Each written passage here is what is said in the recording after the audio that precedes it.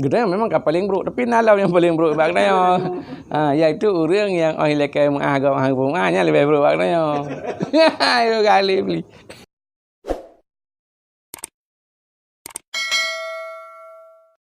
Bak tirai bodoh iblis hijab Firaun.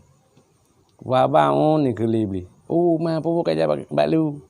Kujak si Tuhan lu ke iblis, malim lu. Jarang lu numpu lebih lu ngengkah. Tapi bakah nasi pu yang hekeh hang kujak ke iblis. Kakak je putra bak kayu kendra ke Tuhan. Nya ikut iblis bak perun. Nyo ke Firaun. Tapi kai ku pergi sang kunut toba nya hanali na jadeli yo. Hana program ni ke kendra Tuhan. Ke Firaun. Nya hoi le ke iblis. Putra ke bagah. Kena piu hana kena program dia ke Tuhan. Ya je ke iblis. Oh jangan salah dah. Kata ke iblis. Ya. Jadi hanya piu. Jinoikah kai buhyum di masyarakat Mesir kaji hormat kaya gua-gungkah ka macam dulu di masyarakat. Tak kalaikah ka program kena piu buat Tuhan, gadah yum ke. Gadah yum hana yum kele. Gadah wibawa. Nampak cap yang le you. Baik program kawan-kawan. Mia piu buat Tuhan aja. Gadah wibawa, gadah yum. Anje ke bantit mak. Petun you. Oh, jetik ke Firaun. Jadi nyan nasihat iblis. Iblis hai ke roi Tuhan. Memang malim iblis. Ni kan? Ke Tuhan Firaun bu yang ke payah ijak. Ijak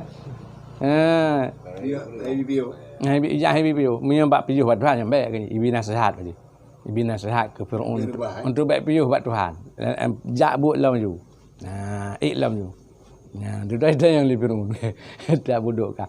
Teman landanya selain bak katanya dua yang paling buruk nalam ke Firaun. Oh nah ke iblis. Gedang memang paling buruk, tapi nalau yang paling buruk maknanya. Iaitu orang yang lekai mengagam hangnya lebih buruk maknanya. Itu kali beli. Apa Firaun. Kai itu masuk mana yang kita coknya le segi nasihat mana le yang jadi yang pokok dia pegah. Bak gadah wibawa. Yang ke hutanan gadah wibawa hana yuli hana mau sao. Maka putu natanya yang ke hubu ke. Nya ingat. Seluruh yang ditulis dalam kitab yang dilarang, hubbu yang dilarang. Yang ingat. Hubbud dunya.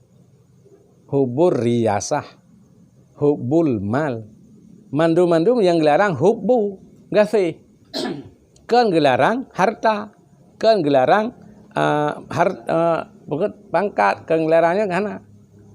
Hubbu yang dilarang. Hubbul mal. Cinta kepada hartanya yang dilarang. Nah harta keroi nah hana hubu nam dale. Kalau beragak sahabat-sahabat gak jah harta. Tapi hana hubu ke mana bangga pegah li Nabi.